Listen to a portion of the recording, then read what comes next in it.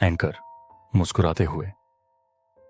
अच्छा किया, लेकिन हम सभी कितनी बार ये शब्द सुनते हैं। अक्सर हम इसी प्रकार से बच्चों को फीडबैक देते हैं, लेकिन क्या हम जानते हैं कि इस लेकिन के बाद क्या प्रभाव पड़ता है? यही लेकिन बच्चों में आत्मसंदेह और नकारात्मकता का निर्माण कर सकता है। आज हम इस मुद्दे पर चर्चा करेंगे। हम जानेंगे कि बिना आलोचना किए कैसे ऐसा फीडबैक दिया जाए जो बच्चों को प्रोत्साहित करे और उनके आत्मविश्वास को बढ़ाए। परिचय, महत्व और मनोवैज्ञानिक आधार। आगे बढ़ने से पहले फीडबैक की मूल परिभाषा को समझते हैं। फीडबैक वह प्रतिक्रिया होती है जो हम किसी कार्य पर देते हैं ताकि वो सुधार सके। इसे 2 श्रेणियों में बांटा गया है। रचनात्मक फीडबैक, जिसका उद्देश्य बच्चे की क्षमताओं को बढ़ाना है। नकारात्मक फीडबैक में केवल आलोचना होती है, जो बच्चों के आत्मसम्मान को प्रभावित करती है। जब बच्चों को आलोचना से भरपूर फीडबैक मिलता है तो उनका आत्मसम्मान गिरता है। उन्हें लगता है कि मैं यह नहीं कर सकता और वे प्रयास करने से कतराते हैं।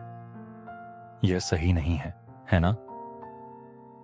आलोचना रहित फीडबैक का मनोवैज्ञानिक आधार, फिर सही तरीका क्या है? इसका उत्तर मनोविज्ञान में है। पहला है कैरोल ड्वेक की ग्रोथ माइंडसेट थ्योरी। जब बच्चे यह समझ पाते हैं कि गलतियां सीखने का हिस्सा हैं, तब वे अधिक प्रयास करते हैं। एंकर। दूसरा है स्किनर का पॉजिटिव रीइंफोर्समेंट। सकारात्मक प्रतिक्रिया देने पर बच्चे उसी व्यवहार को दोहराते हैं। तीसरा है सेल्फ डिटर्मिनेशन थ्योरी। बच्चों को यह एहसास होना चाहिए कि वे स्वतंत्र हैं। आलोचना इसे कमजोर करती है, जबकि प्रशंसा इसे बढ़ावा देती है। आलोचना मुक्त फीडबैक के मूल तत्व। आलोचना मुक्त फीडबैक में कुछ महत्वपूर्ण तत्व होते हैं। भावनात्मक पुष्टि, तुमने मेहनत की है, मुझे पूरा विश्वास है तुम बेहतर कर सकते हो। तथ्यात्मक भाषा, तुमने कहानी में क्यों शब्द का प्रयोग 2 बार किया है, बजाय तुमने गलत लिखा। सुधार के विकल्प, अगर तुम इसे इस तरह लिखो तो। रूपांतरण का अवसर, चलिए इसे मिलकर बेहतर बनाते हैं।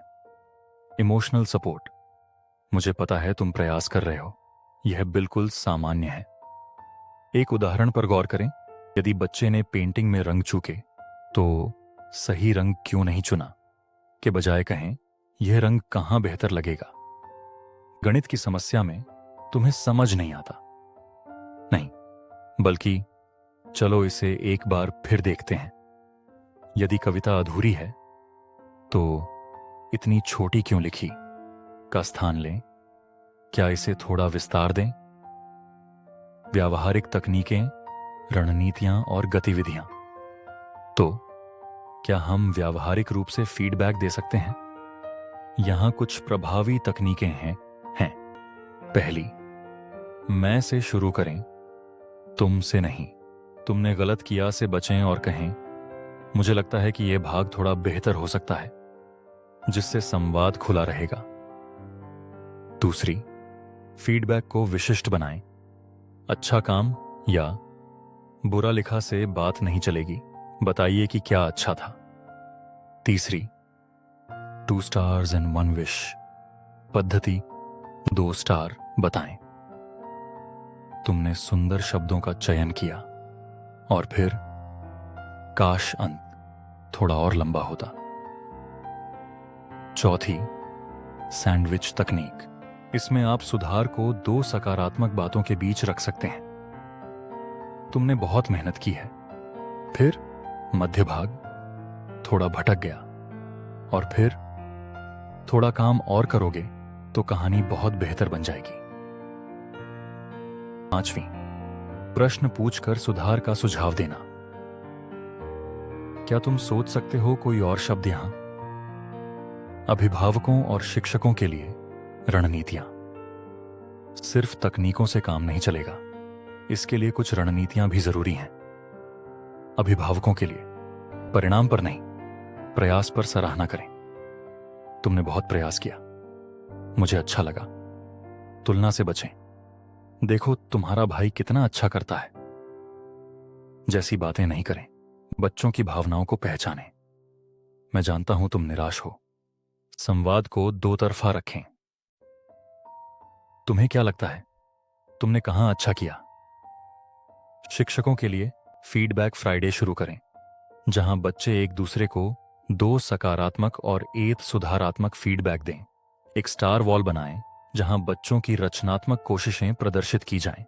छोटे फीडबैक टैग कार्ड बनाएं, जैसे तुम्हारे शब्द मुझे मुस्कुराते हैं। गतिविधियां और अभ्यास।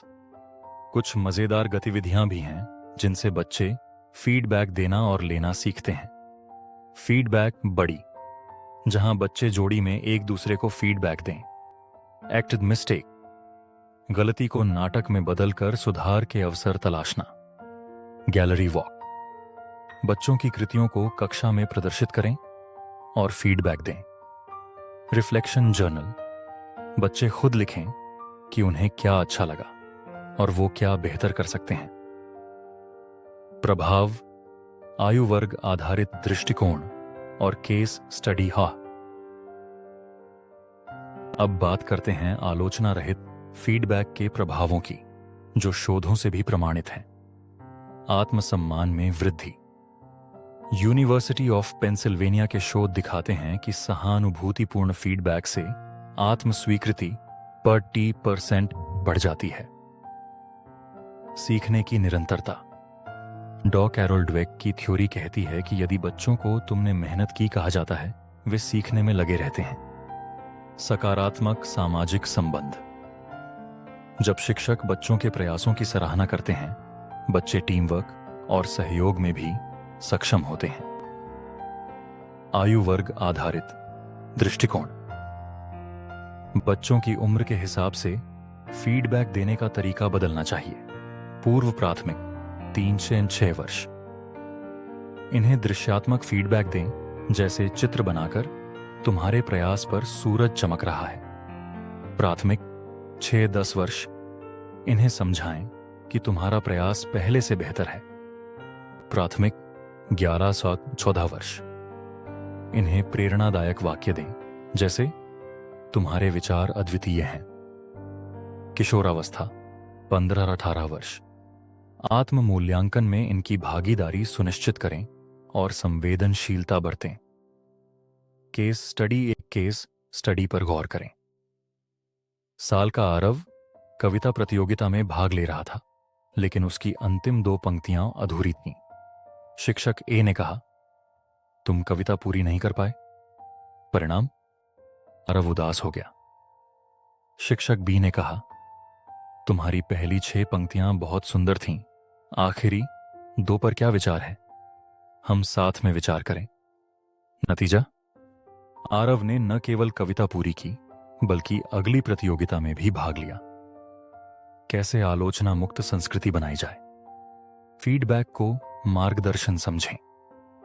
प्रश्न आधारित संवाद को प्रोत्साहित करें। तुम्हें अपने कार्य में सबसे अच्छा क्या लगा? बच्चों को यह संदेश दें कि कोई फेल नहीं होता, सभी सीख रहे हैं। उनके लिए भावनात्मक सुरक्षा का वातावरण तैयार करें। कलात्मक और संवादात्मक तरीके अपनाएं, जैसे स्माइली या पीयर रिव्यू। शिक्षक और अभिभावकों का समन्वय। इस यात्रा में शिक्षक और अभिभावकों का सहयोग महत्वपूर्ण है। शिक्षक कक्षा में गतिविधियों पर फीडबैक दें और अभिभावक घर पर इसे आगे बढ़ाएं। उन्हें एक लक्ष्य होना चाहिए, बच्चे का सर्वांगीण विकास। प्रेरणात्मक निष्कर्ष याद रखें। हर बच्चा अपनी तरह से सीखता है। हर बच्चे को सीखने का अधिकार है। बिना आलोचना के सुने जाना। बच्चों को सही फीडबैक देना है।